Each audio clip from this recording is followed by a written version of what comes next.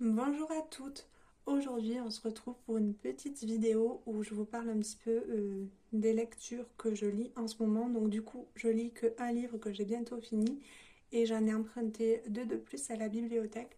Voilà, je voulais vous partager un petit peu mes lectures pour pouvoir trouver des idées. Si vous avez des idées de lecture, n'hésitez pas à les mentionner. Voilà, pour qu'on puisse parler autour de ce sujet.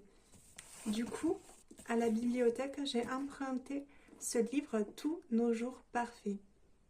Voilà, alors j'ai demandé à la personne qui s'occupe de la bibliothèque de me trouver un petit livre plutôt simple à lire et assez bien parce que je ne savais pas quoi prendre parce que quand tu vois les livres de partout, tu sais pas qu'est-ce que tu peux prendre et vu qu'elle lit plein de livres, elle m'a dit tous les livres que je puisse emprunter. Du coup, j'en ai pris deux de plus et c'est des livres, je pense, qui seront simples parce que tous nos jours parfaits, il me reste que ça à lire. Voilà, donc il me reste que ça. Du coup, je vais le finir soit ce soir, soit demain. Voilà.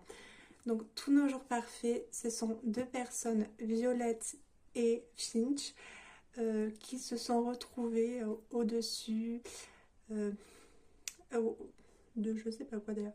Comment ça s'appelle? Ouais, au-dessus, pas d'une falaise, mais d'un clocher, enfin, au-dessus d'un toit, euh, pour des raisons X et Y. Et du coup, grâce à ça, ils vont pouvoir se connaître, s'apprécier et découvrir leur histoire de chacune des personnes. Donc, chaque personne a une histoire particulière. Donc, ils vont se rapprocher au fur et à mesure de l'histoire. Et donc, voilà, je suis presque à la fin, mais c'est une histoire simple à lire et on comprend facilement. Je vous montre un petit peu les pages. Voilà, et c'est très agréable à la lecture. Donc, si vous voulez des petites histoires sans prise de tête, je peux vous le conseiller. C'est Tous nos jours parfaits. Après, j'ai pris ce livre-là, La librairie de Monsieur Livingstone. Donc, j'ai lu le résumé. C'est un livre plutôt pareil qui a l'air plutôt simple à lire. J'aime beaucoup le packaging du livre, ça, oui, donc c'est très anglais justement par rapport à l'histoire. J'aime beaucoup cette couverture. Voilà, la couverture du livre est très très très jolie. Donc en fait, c'est une personne qui, dans l'histoire, dans le résumé, lors d'une averse, se réfugie dans une librairie. Et du coup, ça tombait à pic parce que la personne voulait embaucher quelqu'un, elle y travaille, sauf qu'il se passe une histoire. Il y a un livre qui a été dérobé. Et cette personne qui travaille, Agnès, qui s'est réfugiée dans cette librairie et du coup qui travaille est inculpée par la police. Donc voilà, il va se passer des histoires dans cette librairie. Voilà pour ce livre et on va finir par un dernier livre je pense que vous connaissez. Inner Taints Game. Ils ont tous les jeux. Ils ont tout que les jeux commencent.